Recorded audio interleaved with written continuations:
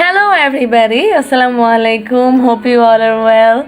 তো আজকে আমি আপনাদের সামনে এই শীতের শেষে আরেকটা শীতের পিঠা নিয়ে হাজির হয়েছি। আজকে আমরা তৈরি করছি একদম পারফেক্ট সফট মেরা পিঠা, সাইনা পিঠা বা দোলনা পিঠা। আপনারা নিশ্চয়ই দেখতেই পাচ্ছেন যে মাশাআল্লাহ মাশাআল্লাহ আমাদের পিঠাগুলো কতটা সুন্দর হয়েছে আর এগুলো কতটা পারফেক্ট হয়েছে।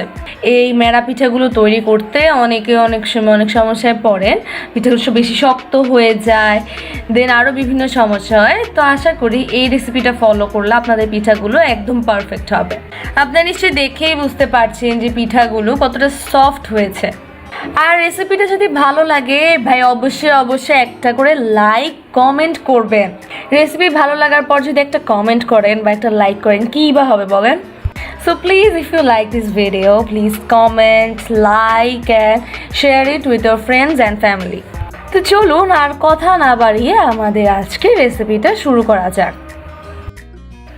তো আমাদের পিঠা তৈরি করার জন্য আমাদের প্রথমেই লাগবে গুড়। আমরা এখানে গুড় নিয়ে নিয়েছি, আপনারা দেখতেই পাচ্ছেন যে আমরা এখানে এরকম 4টা মালা গুড় নিয়েছি। এবার আমরা এগুলোকে একটু টুকরো টুকরো করে কেটে নেব, তাহলে এগুলো ইজিলি গলে যাবে।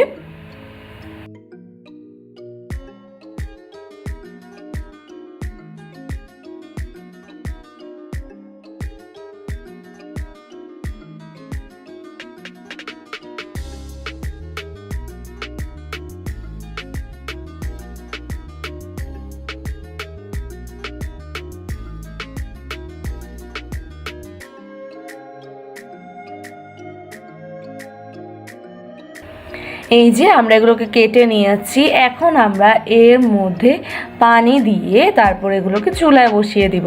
এই যে আপনারা দেখতেই পাচ্ছেন আমরা এগুলোর মধ্যে পানি দিয়ে দিয়েছি। এবার আমাদের চুলায় বসিয়ে এটাকে ভালোভাবে জাল দিতে হবে।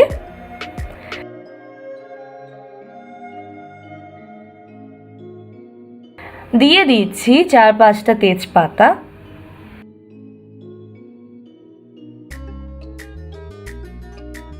আর এদিকে আমরা এখানে নারকেল নিয়ে নিয়েছি, এই নারকেলগুলোকে আমরা কুচি কুচি করে কেটে নিয়েছি, আপনারা দেখতেই পাচ্ছেন। আর নারকেল যত বেশি দেবেন আমাদের পিঠাগুলো খেতে ততই ভালো লাগবে, তত বেশি মজা লাগে। আর এদিকে আমরা কোরানো নারকেলও নিয়ে নিয়েছি, আপনারা দেখতেই পাচ্ছেন। তো এই সব নারকেল আমরা আমাদের পিঠার মধ্যে ব্যবহার করব।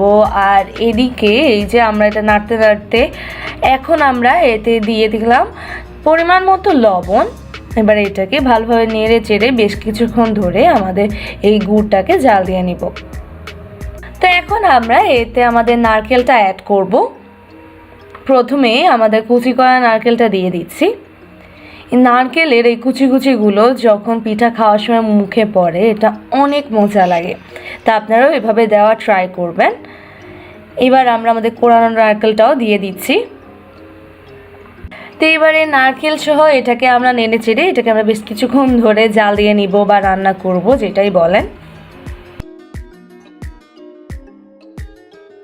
আর এদিকে আমরা চালের গুঁড়িটা নিয়ে নিয়েছি। আমরা এখান থেকে যতটুকু লাগে আমাদের পিঠা তৈরি করে ততটুকু ব্যবহার করব। তো বেশ কিছুক্ষণ ধরে এটা জাল দেওয়ার পর আপনারা দেখতেই পাচ্ছেন যে এটা টকবক করে এখানে এটা বলক চলে এসেছে। এখন আমরা এতে আমাদের আস্তে আস্তে চালের গুঁড়িটা অ্যাড করব।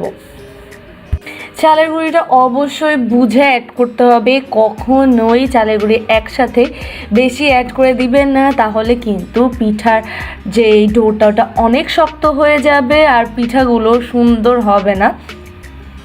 তাই চালের গুঁড়িটা সবসময় আস্তে আস্তে কেয়ারফুলি অ্যাড করবে।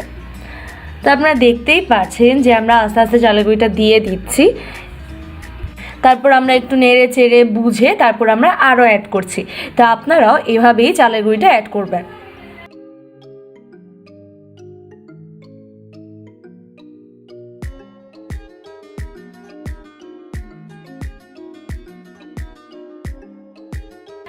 তো এই যে আপনারা দেখতেই পাচ্ছেন যে আমরা আস্তে আস্তে এখানে গুঁড়িটা অ্যাড করে খুব সুন্দর করে আমাদের ডোটা তৈরি করে নিয়েছি। আর এটা যেহেতু অনেক বেশি, তাই আব্বুই সবসময় আমাদের এই মেরা পিঠা ডোটা করার সময়টাকে এভাবে নাড়াচাড়া করে বা মিক্স করে, কারণ এত বেশি থাকে যে এটা ইজিলি করতে পারে না।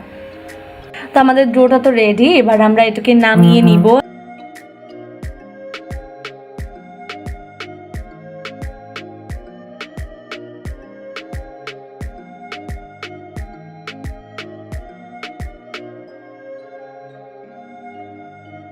তো এই যে আমরা আমাদের ডোটাকে নামিয়ে নিয়েছি। এটা গরম থাকতে থাকতেই আমাদের এটাকে ভালোভাবে মুথে নিতে হবে। এখানে আমরা এটাকে লম্বা লম্বা করে এরকম করে রেখে দিচ্ছি একটু মুথে, দেন আমরা পিঠাগুলো বানাতে শুরু করব। আর পিঠা কয়েকজন একসাথে বানালে নর্মালি বেশি ভালো হয়, কারণ ডোটা যদি ঠান্ডা হয়ে যায় দেন এটা আরও শক্ত হয়ে যাবে, তাই এটা একটু গরম গরম তৈরি করতে পারলে ভালো।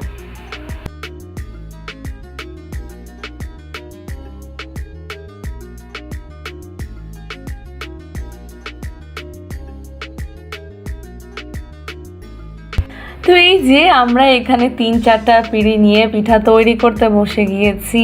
ভাইয়াও এদিকে বসে গিয়েছে, বাট ওকে আমি জিজ্ঞেস করছিলাম যে পিঠা গোল ঠিকভাবে হচ্ছে কিনা।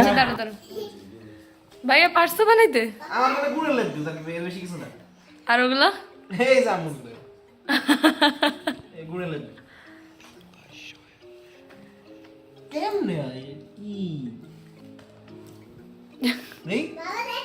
ও এত ডিসঅ্যাপয়েন্টেড যে ও এটা সুন্দরভাবে কোনা করতে পারছে না।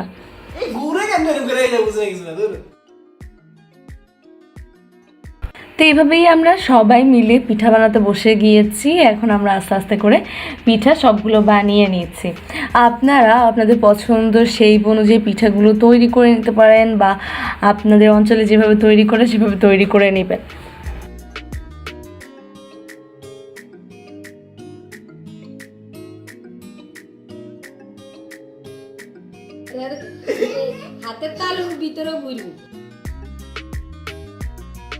ভাইয়া স্টিল ডিসঅ্যাপয়েন্টেড যে ভাইয়ার পিঠাগুলো কেন হচ্ছে না, আর একদম শুয়ে দেখছিল যে পিছনে আম্মুর পিঠাগুলো নিচে কিভাবে ঘুরে এভাবে কোনা হচ্ছে। তো সবসময় পিঠা বানানোর আগে আম্মু এরকম করে লেচি কেটে নেয়, বা পিঠার শেপ অনুযায়ী বা পিঠার জন্য ডো এরকম ভাগ ভাগ করে নিয়ে নেয়। এতে করে সবগুলো পিঠা একদম সমান সাইজের হয়, একদম সমান হয়।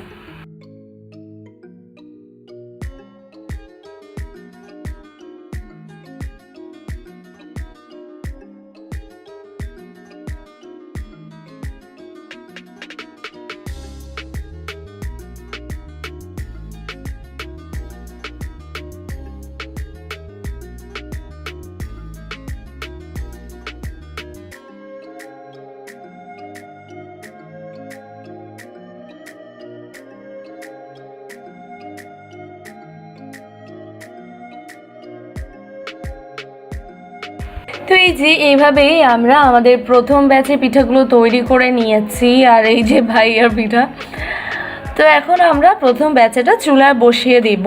আমরা এখানে আমাদের সিমাটা ফিল করে নিয়েছি, বাকিগুলো আমরা পরের ব্যাচে দিব, এখানে আর দিচ্ছি না। আর এখানে একটা পিঠা উঠিয়ে আমরা চেক করেছি শলা দিয়ে যে এটা পারফেক্টলি হয়েছে কিনা। তো এটা পারফেক্টলি হয়ে গিয়েছে। এখন আমরা ঢাকনাটা উঠিয়ে আমাদের পিঠাগুলো নামিয়ে নিব।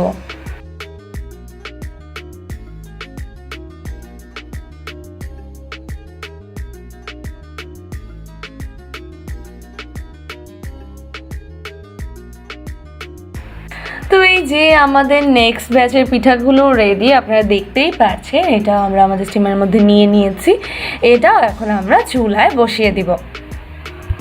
আর এই যে এগুলো হচ্ছে আমাদের লাস্ট ব্যাচের পিঠা।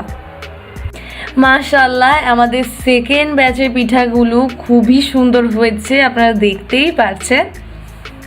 আপনারাও এই রেসিপি ফলো করে তৈরি করলে ইনশাআল্লাহ আপনাদের সাইনা পিঠা বা মেরা পিঠাগুলো একদম পারফেক্ট হবে আর সফট হবে।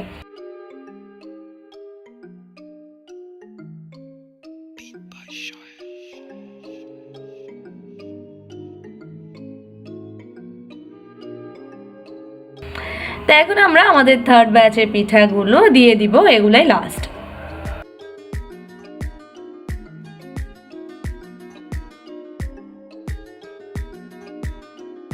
এই যে মিহিরিমার দুটো পিঠা রেখে গেল একদম লম্বা লম্বা করে তৈরি করা।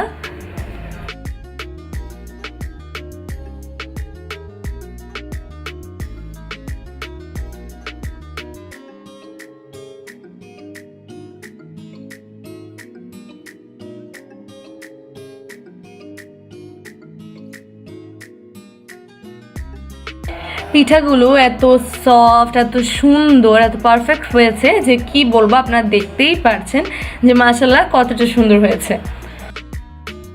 এরই সাথে আমাদের থার্ড ব্যাচটাও শেষ। প্রত্যেকবারে আমাদের 30 মিনিটের মতো টাইম লেগেছে পিঠাগুলো হতে।